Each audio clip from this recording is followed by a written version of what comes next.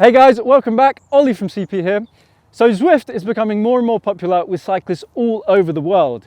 But how does Zwift actually compare to real life? Well, today we're at Box Hill, one of the most popular segments on Zwift, to find out. Let's do this.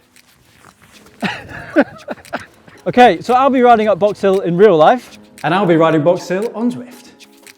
Real life versus Zwift.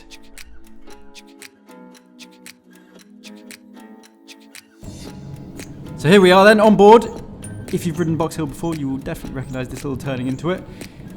So the power's going up. You can see the Zwift guy, he's coming up to a group of riders, dropping them like flies already. So the aim then was really to compare the two efforts just to see which is, how realistic is Zwift. So what I was trying to do was hold as close to 325 watts on each of Zwift and in real life as possible. So here you go, the Zwift guy still dropping all these riders. Look at them, there's a big group ahead, big groups. To be honest with you, I was actually doing really well, like literally no one was trying to keep up. Maybe they weren't really up for it. It was just a random Wednesday evening, to be honest with you. But it's quite realistic, isn't it? You can see on the left there in real life, there's a few hedges. The Zwift guy now is coming up, bashing his way through this group. Excuse me guys, get out of the way, move. It keeps going. So we're heading up now towards the second hairpin. The power readings are pretty good actually, quite similar, aren't they? So we go through the hairpin. But the Zwift guy is just taking no notice of anybody. Excuse the no helmet, by the way. This is like the Zwift stock character. So I didn't customize him at all, so he doesn't have a helmet.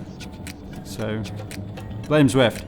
Anyway, here we go through the zebra bits. In real life, there's that zebra paint on the tarmac is actually quite sort of bobbly, so you try and keep off to the side.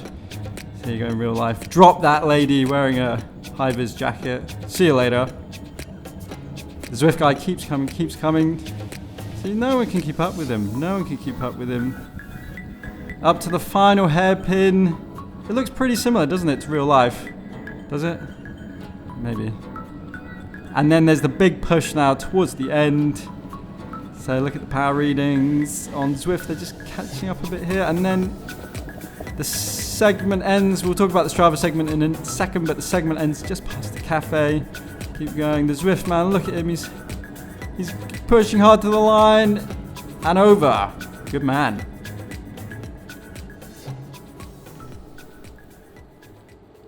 All right, so we're back from the ride then, but which one was better? First up, visuals.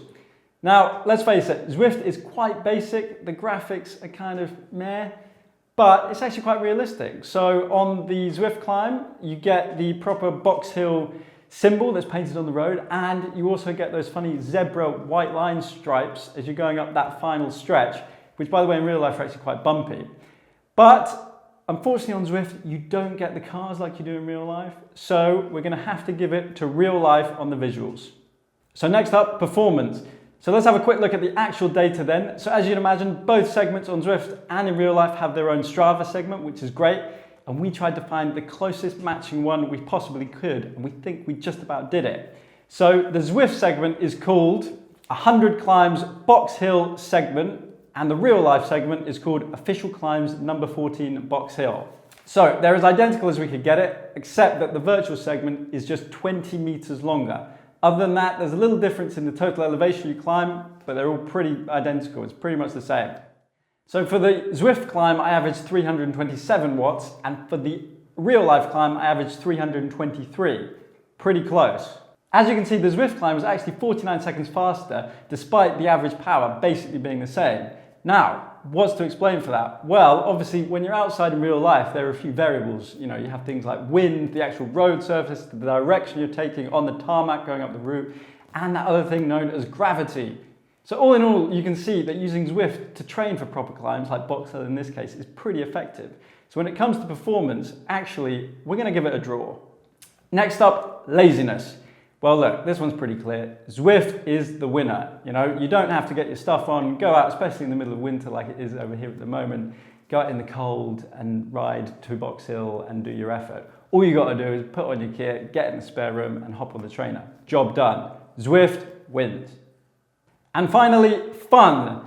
Well, look, both are pretty fun, aren't they? Zwift is really fun. They try and make that world as engaging, entertaining as possible, right? You know, you can ride with your buddies and all sorts.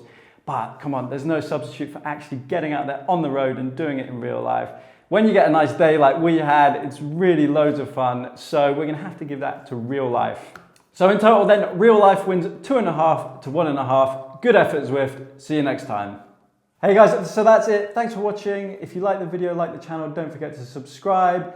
And if you're interested in winning a TaxFlux Smart Trainer, then don't forget our giveaway is still open. It's open till midnight on Wednesday, 21st of February. That's this week. All you got to do is subscribe to the channel to be in with a shot. Good luck. See you next time.